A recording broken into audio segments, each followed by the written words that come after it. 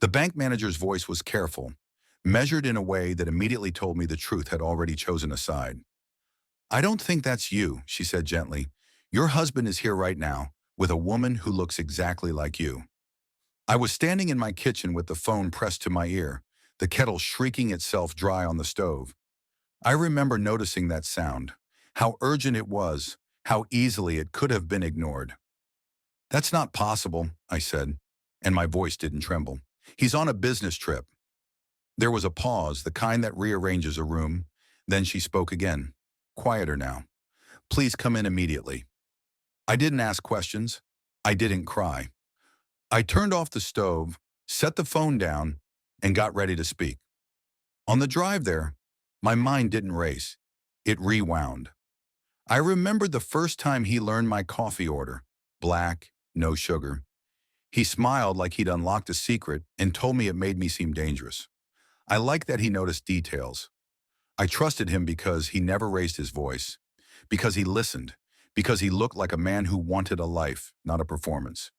We built everything together with neat precision, accounts, plans, signatures aligned side by side. I thought love was transparency. I thought partnership meant safety.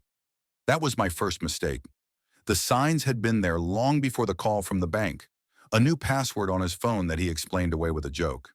Receipts that didn't match his travel schedule. A sudden, unsettling interest in my wardrobe, the colors I wore, the makeup I'd never touched.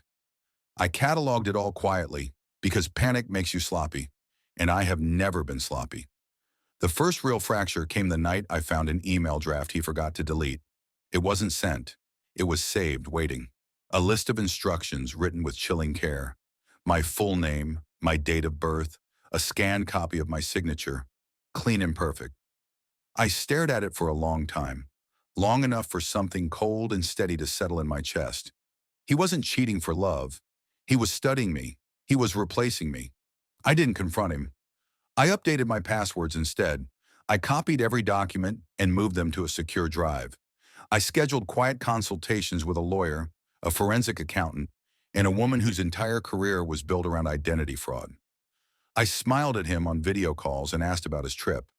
I watched him rehearse my mannerisms without realizing I could see the seams. He thought I was predictable, emotional. He thought my silence meant ignorance. That was his second mistake. When I walked into the bank, the scene looked exactly the way I'd imagined it. The woman had my haircut, my coat, even the practiced tilt of my head. She was a mirror with better posture and worse instincts.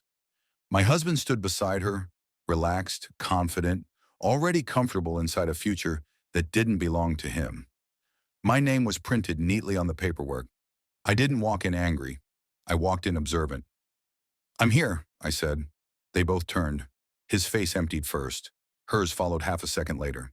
"I don't think that's you," the manager said again, this time to them. I smiled, calm and deliberate. "That's because it isn't."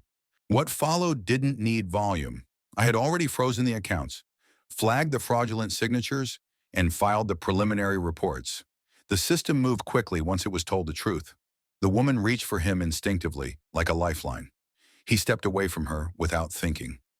I watched understanding crawl across his face in stages, watched him realize that every move he'd made had been anticipated, that the woman he'd trained to replace me was the reason he'd been exposed, that the confidence he'd borrowed from me had quietly expired.